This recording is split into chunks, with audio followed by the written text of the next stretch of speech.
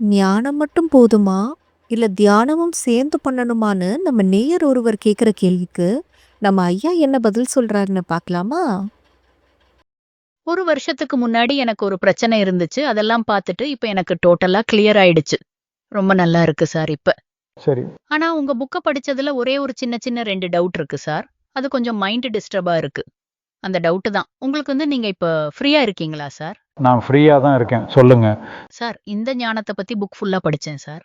2, 3 time படிச்சேன். அதுல ஞானம் வேற, தியானம் வேற அப்படின்னு கிளியரா குடுத்திருக்கீங்க.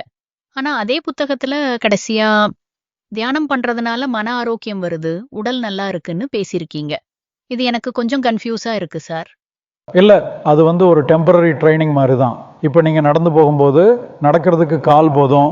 ஆனா, செருப்பு ஏன் போடுறோம்? கொஞ்சம் முள்ளு தைக்காம இருக்கிறதுக்கு, அவ்வளவுதான். அந்த மாதிரி இது ஒரு சப்போர்ட். ஞானத்துக்காக தியானம் தேவையில்ல. ஆனா, வாழ்க்கையில சில டென்ஷன் வரும்போது, அதை ஃபேஸ் பண்றதுக்கு சில டெக்னிக் கொடுப்போம். அதை பயன்படுத்தினா டென்ஷன் குறையும். ஒரு நடுநிலையோட அந்த பிரச்சனையை அணுக முடியும். ஆனா சார், டென்ஷன் குறையும் அப்படின்னா, அது திரும்பவும் அகத்தளவுல ஞானத்துக்கு எதிரா போற மாதிரி இல்லையா? இல்லவே இல்லை. சில வேலைகளில் இருக்கும்போது டென்ஷனோட செய்கிறத விட டென்ஷன் இல்லாமல் செஞ்சால் நல்லா இருக்கும்ல. அந்த மாதிரி சந்தர்ப்பங்களில் ஒரு டெம்பரரி ஹெல்ப்புக்கு அதை பயன்படுத்திக்கலாம். சார், அந்த புத்தகத்துல செயல் மனது, போராட்ட மனதுன்னு 2 டாபிக் படிச்சேன். போராட்ட மனசை ஏதாவது பண்ணா அது பிரச்சனையா முடியுதுன்னு சொன்னீங்க. அதே சமயம் செயல் மனதை இயக்கினாலும் அது போராட்ட மனசோட செயல்பாடுதான்னு சொல்லியிருக்கீங்க. அப்போ ஞானம் புத்தகத்துல இருக்கிறத மட்டும் படிச்சா போதுமா? இல்ல தியானம் பண்ணி தான் கண்டிப்பா செயல்படணுமா? தியானம் பண்ணணும்னு கட்டாயம் இல்லை.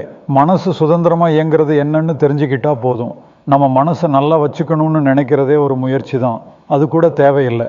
சார், நான் ஒரு டென்னிஸ் பிளேயர். மேட்ச் விளையாடும்போது முக்கியமான டைம்ல பதட்டமா இருக்கு. அந்த இடத்துல நான் பாயிண்ட் எடுத்தே ஆகணும். அப்போ நான் எப்படி பாயிண்ட் எடுக்கணும்னு யோசிக்கணுமா? இல்ல அந்த டென்ஷனை போக்க தியானம் பண்றது அவசியமா?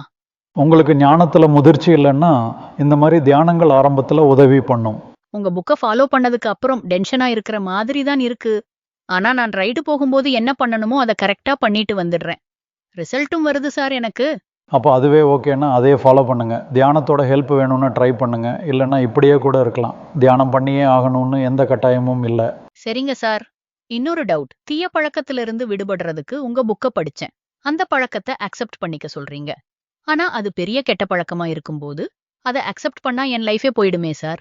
அங்க ஒரு கட்டுப்பாடு இருக்கக்கூடாதுன்னு சொல்றீங்களா?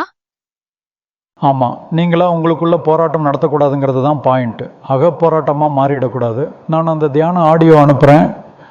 அதை பாருங்க. அது இந்த பழக்கங்களை விடுறதுக்கு ரொம்ப ஹெல்ப்ஃபுல்லா இருக்கும். சரிங்க சார். ரொம்ப நன்றி சார். சரிங்க, ஓகே. தொடர்ந்து இது போன்ற ஆன்மீக தேடல் மற்றும் வாழ்வியல் உண்மைகளை தெரிந்து கொள்ள ஐயாஸ் அகவல் சேனலை சப்ஸ்கிரைப் செய்யுங்கள்.